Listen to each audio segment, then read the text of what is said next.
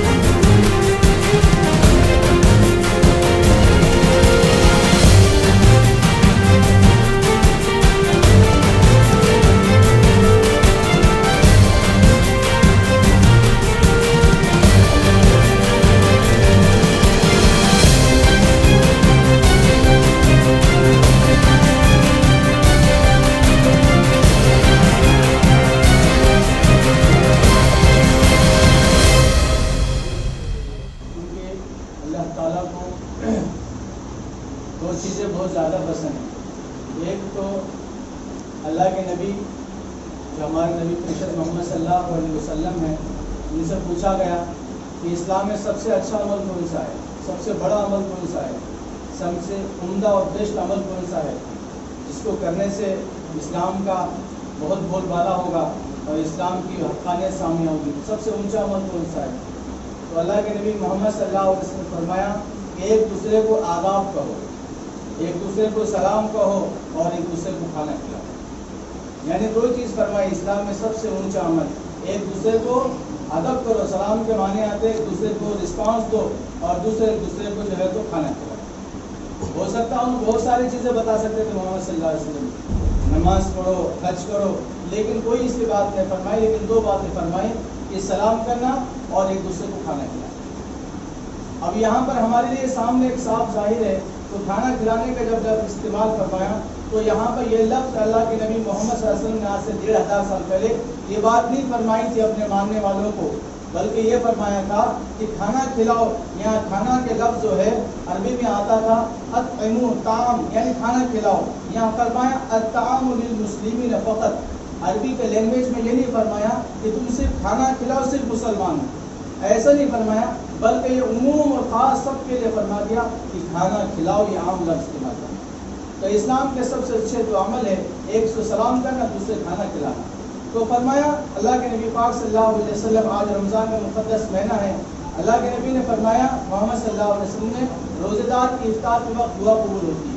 तो इसके लिए हमने डॉक्टर साहब ने हमको दावत दिया है और हम यहाँ आए डॉक्टर साहब के घर पर और इफ्तार किए और उनके चीज़ से हमने रोज़ा खोला है। हम उनके लिए और बस हमारे शहर के लिए, हमारे ज़िले और हमारे स्टेट और मुल्क के लिए हम दुआ करेंगे कि अल्लाह ताला जिस तरीके से इन्होंने हमको अपने दस्तरखान पर बुलाकर हमारे रोज़े उपास के लिए इफ्तार के लिए इंतज़ाम किया है, हम ऊपर वाले मालिक से दुआ करेंगे कि अल्लाह ताला इनको जो है तो हर जगह जो है तो अल्लाह उन्हें कामयाब करे और हर जगह अल्लाह उनको जो है तो चमकाए, उनको कहीं दुनिया के अंदर किसी भी जगह उनको रुकावट ना हो, हर उनका काम बनता चला जाए। फरमाया कि अल्लाह के नबी ने फरमाया खैरुन्नास मा यनफउन्नास, बेहतरीन इंसान वो है जो लोगों को नफ़ा पहुँचाए। मोहम्मद सल्लल्लाहु अलैहि वसल्लम फरमाया कि बेहतरीन इंसान वो नहीं है कि बस वो नमाज पढ़ ले, बस वो अपना ही अपने आप की फिक्र कर ले। फरमाया कि बेहतरीन इंसान वो है जो लोगों को नफ़ा पहुँचाए।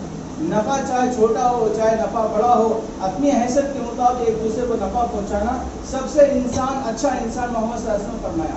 तो इसके लिए हम यहाँ पर आए हैं, एक पैगाम हम सब के लिए है कि इस रोज़े के इफ्तार के लिए ये मोहम्मद सल्लल्लाहु अलैहि वसल्लम के वास्ते एक पैगाम अल्लाह ने हमको दिया था कि अल्लाह ताला तो फरमाता है कि हमने इंसानों को कमज़ोर पैदा किया, खुलिक़ल इंसानु ज़ईफ़ा, हमने इंसान को कमज़ोर पैदा किया। फिर अल्लाह ताला को सुबह 5 बजे रात से लेकर शाम 6 बजे रात तक एक छोटे इंसान को कमज़ोर को पानी से रोककर, खाने से रोककर उससे क्या मिलेगा ऊपर वाले? क्या मकसद था उसको भूखा रखने का? ये मकसद था कि वो चाहता था कि तू पानी से दूर रहो, खाने से दूर रहो, थोड़ी देर के बाद तुझे एहसास होगा।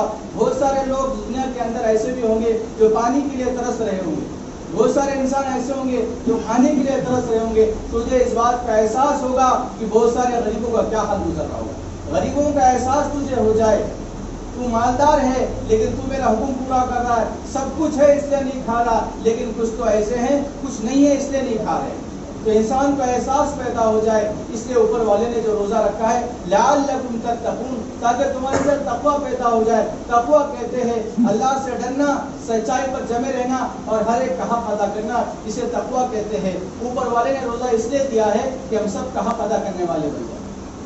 तो इसके लिए हम डॉक्टर साहब के लिए भी दुआ करेंगे कि खास तौर पर कि अल्लाह ताला हमारी दुआएं रोज़ेदार के वक्त, इफ्तार के वक्त दुआएं कबूल होती है, हम सब उनके लिए भी दुआ करेंगे और हमारे शहर के लिए दुआ करेंगे और ख़ास तौर पर अपने मुल्क के लिए दुआ करेंगे। क्यों कि जब अल्लाह ताला ने सारी ज़मीन को बनाया, सारी ज़मीन को बनाने के बाद एक इंसान को बनाया, वो है आदम। और आदम अलैहिस्सलाम को जब अल्लाह ताला स्वर्ग से, जन्नत से जब दुनिया में भेजा, कोई इंसान दुनिया में नहीं था। जब आसमान से सबसे पहला इंसान उतरा और वो जगह थी हिंदुस्तान। और जब मक्का मुकर्रमा, जब दुनिया को अल्लाह ने बनाया तो सबसे पहले पूरी ज़मीन पानी थी, ज़मीन नहीं थी। जब अल्लाह ने ज़मीन को बनाया तो जो खाने काबा मक्का है, वहाँ से अल्लाह ने पूरी कायनात को, ज़मीन को बनाया, पूरी दुनिया का सेंटर वो है। जब हिंदुस्तान से सबसे पहले जब मस्जिद बनी, अल्लाह का घर बना और अल्लाह की इबादत के लिए करने वाला कोई नहीं था, तो सबसे पहले हिंदुस्तान से जो हज करने वाला को गया है तो आदम अलैहिस्सलाम हिंदुस्तान के सरजमीन से सऊदी अरब जाकर हज करके आए हैं। ये मुल्क के ऊपर सारे दुनिया के एतबार से ये मुल्क बड़ा प्यारा है। इस मुल्क के ऊपर जब मोहम्मद 1500 साल पहले मोहम्मद सल्लल्लाहु अलैहि वसल्लम ने ये बात कही थी कि मुझे, सब लोग उनके अपने मुहारी बैठे हुए थे, उन्होंने कहा कि मुझे पीछे से ठंडी हवाएं आ रही हैं, मुझे सुकून मिल रहा है, तो क्या कि मुझे लगता है कि इधर बड़े अच्छे लोग रहते हैं। आज से 1500 साल पहले मोहम्मद सल्लल्लाहु अलैहि वसल्लम ने यहाँ के अखलाक की, यहाँ के कैरेक्टर की, यहाँ के मोहब्बत की जो है तो गवाही दी। तो इसके लिए यहाँ की वजह उसकी ये है कि हम लोग इस मुल्क में रहते हैं, सब मिलकर रहते हैं। सबसे बड़ी शान ये है कि यहाँ कई मजहब के लोग एक साथ मिलकर एक दूसरे के साथ प्यार मोहब्बत के साथ रहते हैं। ये मुल्क की सबसे बड़ी शान और बरकत है। तो इसके लिए हम सबसे पहले आज यहाँ डॉक्टर साहब के घर पर आए हैं, तो हम सब मिलकर डॉक्टर साहब के लिए भी और अपने आप के लिए भी और ख़ास तौर पर इस मुल्क के लिए और अपने शहर के लिए हम खास तौर पर दुआ करेंगे। और डॉक्टर साहब के भी बड़े अज़ाइम है, हमारे शहर के लिए बड़े हॉस्पिटल खोलने के, बड़े आगे के उनके जो है अज़ाइम हैं, हम उनके लिए भी दुआ करेंगे कि अल्लाह ताला ऊपर से उनकी मदद करे और आसानी हो, जल्द से जल्द उनके काम अल्लाह ताला आसानी के साथ पूरे कर दें। ठीक है। और हमारे यहाँ मुझे एक मेरे बारे में गर्व की बात है। मैं ऐसे लोगों के साथ रहा हूँ कि ये सब विभाजन मान्य ही नहीं है। सुब्बाराव जी नाम के एक बहुत अच्छे गृहस्थ थे, ही वॉज ग्रेट गांधीयन। उनके शिविर में सर्वधर्म प्रार्थना होती है। तो मैं वैसा अभी भी जवान हूँ, तो जब ज़्यादा जवान था उम्र से, तो मैं चंबल के घाटी में उनके साथ रहा हूँ। उन्होंने बहुत अच्छा भजन गाते थे। चंबल के घाटी के तकरीबन 5000 डाकुओं को उनका मन परिवर्तन करके विनोबा जी और जयप्रकाश नारायण के सामने उन्होंने आत्मसमर्पण किया। ये सब समर्पण करने के लिए जो आदमी ने मेहनत की उनका नाम है यशवंत सुब्बाराव जी। वो पिछले साल गुजर गए। वो भी मेरे ज़िंदगी में बहुत अच्छी नींव रखते हैं।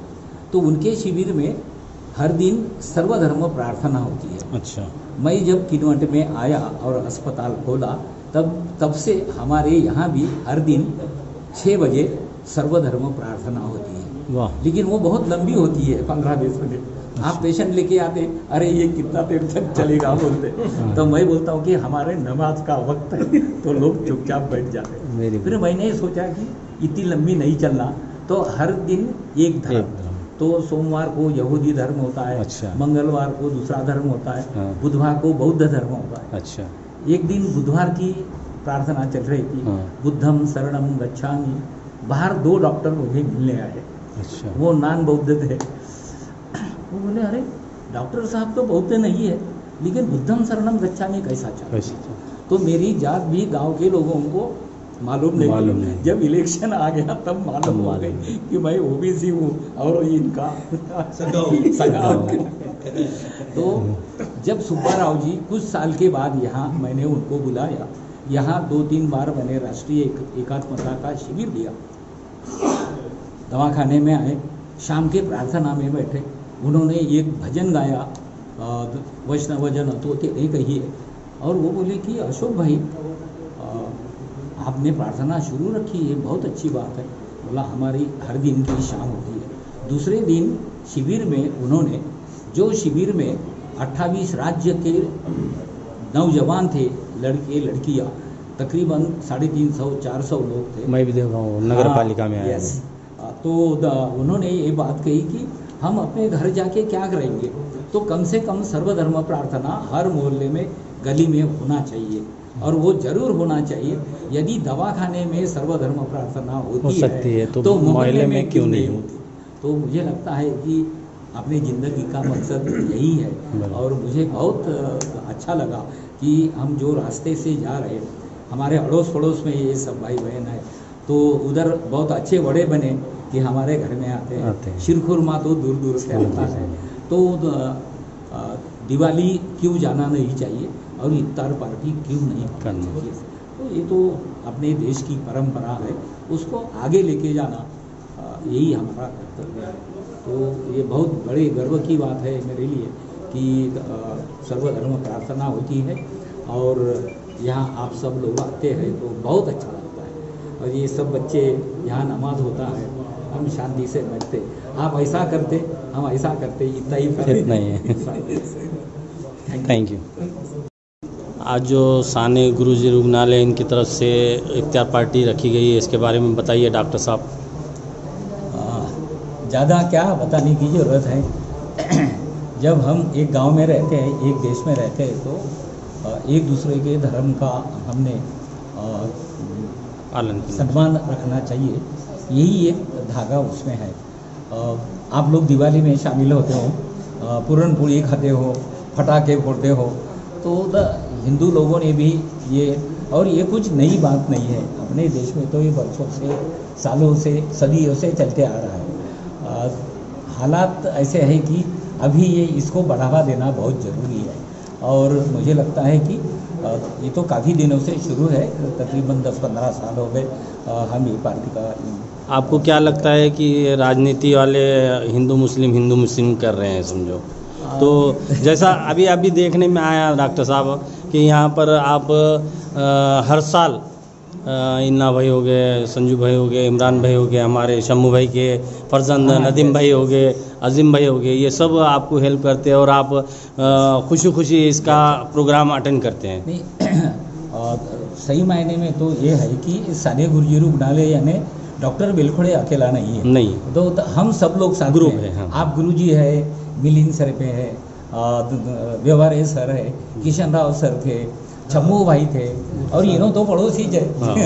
इधर हमारी अम्मा, इसकी दादी, इसकी दादी, ये तो मुझे बेटा मानती थी।